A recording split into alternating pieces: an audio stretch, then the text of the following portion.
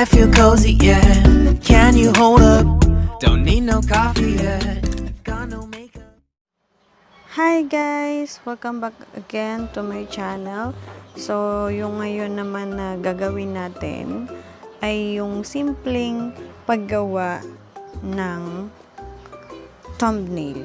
Yeah guys, so di ba may mga nagtatanong sa inyo, paano po ikaw gumawa ng thumbnail? So, eto na guys, ituturo ko na sa inyo gamit lang ang isang app.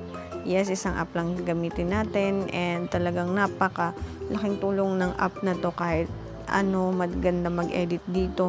Pwede nyo rin siya gamitin offline and yun. So, ang app na yun ay ang PicsArt. So, punta lang kayo sa Play Store nyo. Then, landscape ko guys para mas makita nyo ha. So, punta lang kayo sa i-type nyo sa Play Store, then type nyo po ay yung PicsArt. Okay. So, eto na yun guys. Etong PicsArt na to. So, ang gagawin lang natin ay i-install nyo yan. Or yung sa akin, naka-install na siya. Pero sabi, update daw. So, update natin.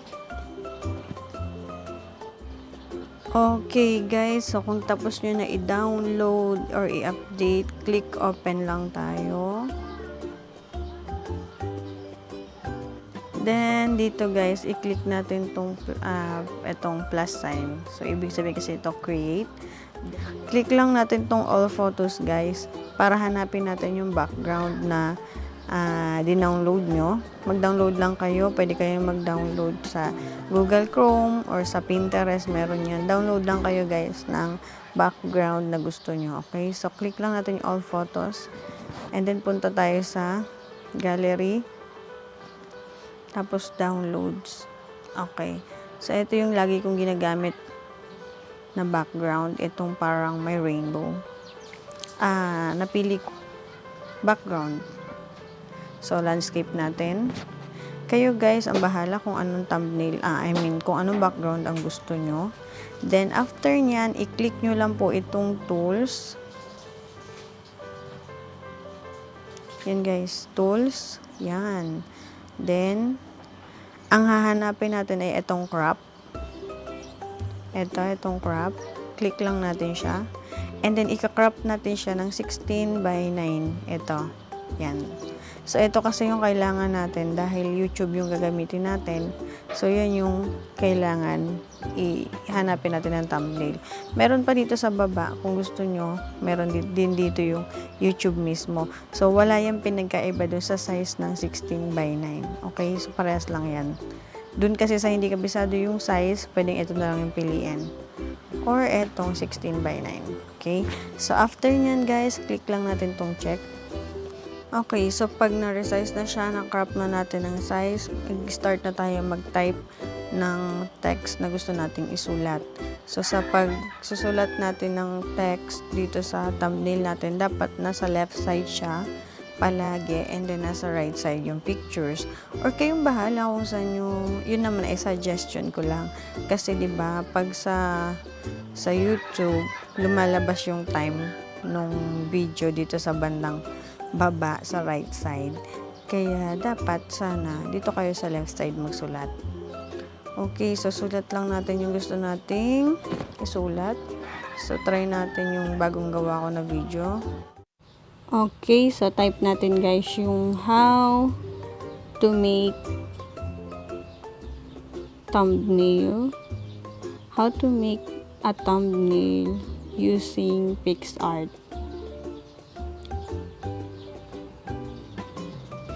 Okay, so ito na yun yung ginagawa nating video. So, if done na, click nyo lang yung check sa right side. Then, i-pwesto nyo siya kung saan siya banda, sa left side. Then, hanapin natin yung gusto natin na font style. Sa pagpili ng fonts, guys, make sure malalaki siya. And sa pagsulat, dapat talaga lahat naka-capitalize. Kasi nga, syempre, 'di ba? Para makikita siya agad. So, pag habang nagba-browse tayo ng video sa YouTube, pag nakita yung thumbnail mo na malalaki siya, makikita agad doon. Okay, so ito na yung napili ko. Palitan natin ng color na black. Then yung stroke niya gawin nating white, and then kapalan natin yung thickness para mas mapansin siya. Then edit natin. So pwede mo yung i-edit, guys. Experiment mo kung ano sa tingin mo yung mas maganda or yung balance dun sa thumbnail na gagawin mo. Pwede mo naman yung i-adjust. So pwede mong baguhin. Halimbawa, ganito, ihuli natin yung sa PixArt para isa lang. So, parang hindi pa rin siya balance. Baguhin ulit natin, guys. Lagay natin itong how to make. So, edit lang, guys. Yan. So, parang medyo balance na siya kasi mahaba yung at thumbnail. So, pasensya na. Medyo maingay yung gansa ng aming kapitbahay. So, yan. So, pansin nyo, pag nagigitna siya, nagkakaroon siya ng line sa gitna. Yun, no? Diba? Ibig sabihin yan, nasa center na yung nilalagay natin na text. So, yun yung palatandaan. Yun maganda sa PixArt kasi automatic na siya nagsisenter. Ngayon, lagyan natin ng picture, guys. Kanina, nag-picture ako nang itry kong ilagay na picture dito sa thumbnail na to. So, eto na lang yung piliin natin. Okay, so, ang gagawin natin, guys, para ang makuha lang yung mukha natin, hindi makuha yung mga background, ang gagawin natin ay cut out. So, eto, nakita nyo to. Yan, parang may scissors na icon. I-click nyo yan, guys. Then, piliin natin tong person. Yan. I-click nyo yung person para yung buong person dun sa picture yung mapili. So, ayan, nakalagay dyan, refine selection. I-zoom natin para makita natin kung pantay na ba yung pagkakagawa sa kanya. So, pwede din natin mamayang i-click yung preview. So, pansin nyo dun sa may daliri. Ayan, so pag kinlik mo yung preview, nagpa-block siya sa likuran. So, makikita natin na parang yung daliri. Hindi siya talaga lahat ng capture. So, pwede yung i-click yung restore para i-highlights mo lahat para makuha mo siya. So, sumobra na siya. Erase natin yung bandang ilalim. So, parang okay naman na to, guys. Yan, okay na rin yan kasi lalagyan naman natin siya ng border. Ng border. So, pag okay na, i-save na lang natin. So, ayan na siya, guys. Nakita nyo, nawala na yung background. Pero baligtad yung picture ko. Kasi yung kamay ko na doon sa right side, dapat nakaharap dun sa text. Kapag ganyan, i-click natin yung flip or rotate. Tapos, click natin yan yung mirror. Yung parang may dalawang white and black sa kabila. Then, yan. Adjust lang natin, guys. Edit lang tayo kung kailan magagandahan nyo na siya, kung saan feeling nyo okay na siya. Then, lalagyan natin siya ng border. Hanapin nyo lang, guys, dito sa right side. May nakalagay naman dyan na border. Click muna natin yung picture. So, adjust mo siya. Saan mo siya gusto ilagay. So, yan.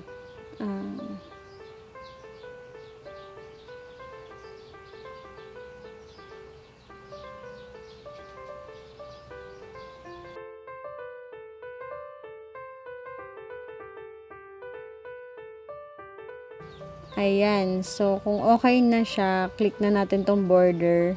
Lagyan natin siya ng border para mas ma-highlight yung ating photo. Tsaka hindi masyadong mapansin yung mga mali-mali or yung uka-uka sa gilid. Kasi hindi talaga siya sakto yung pagkakakat sa kanya, diba? So, yan yung stroke niya. Taasan lang natin. Pwede kayo dyan mamili ng iba't ibang kulay ng border na gusto nyo. So, ano ba? Ito na lang sigurong pink. Yan. So, if okay na, adjust nyo lang yung iba pang nandyan sa thumbnail nyo. Yung ginagawa nyo. Then, lagyan natin siya ng stickers. So, diba PixArt yung gagamitin natin. So, lagyan natin yung logo ng PixArt. So, search nyo lang doon sa stickers, PixArt logo. So, pili ka dyan. Sobrang dami ng PixArt na lalabas dyan. Logo ng PixArt. Pili na lang tayo ng maganda. Alin ba? Parang maganda yung circle. Eto na lang, guys. Yan. So, lagyan din natin siya ng border para mas ma-highlight siya. I-color na lang natin doon sa border ng photo. Color pink. Then, taasan natin yung stroke. Adjust nyo siya, guys, kung saan nyo siya gusto ilagay. Yan. So, diba, nag-automatic na may line si PixArt kapag magkapantay-pantay na yung text doon sa thumbnail natin.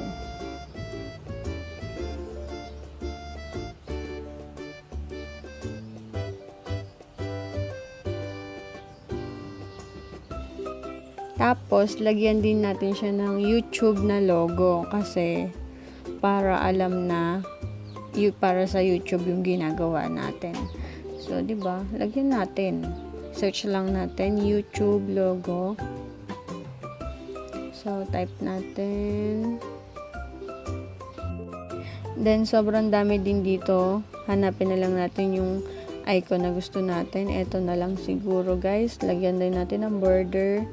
Ka-color lang din ng border nung dalawa pa nating nilagay. Yan. So, adjust natin siya dito sa bandang taas. Then, kayo pa, guys, kung may gusto pa kayong gustong ilagay dito sa ginagawa nyong thumbnail, ikaw ang bahala. Kasi, syempre, hindi naman ako talaga yung graphic artist or magaling. By experience lang, guys. So, practice lang. Then, nood lang din sa iba. Kaya, so, kung saan kayo satisfied, kung saan kayo nagagandahan, kung okay na yan sa inyo, click lang natin itong check dito sa left side. Ibig sabihin kasi niyan, finalize na yung gagawin natin. And then, kung ready na, click natin yung arrow dito sa left side para naman siya sa save. Click natin tong save, guys. Save picture to your device. So, yan na. Nakasave na siya sa gallery natin. Check na natin sa gallery natin kung nandun siya. And kung ano talaga yung itsura na nang nagawa natin. Yan, ito na siya, guys, yung finished product. So, kung paano naman siya i-upload sa mga YouTube channel nyo, click nyo lang po yung description below. Nandun po yung link ng tutorial kung paano mag-upload ng thumbnail. So, thank you, guys, and God bless. Please like, subscribe, and share.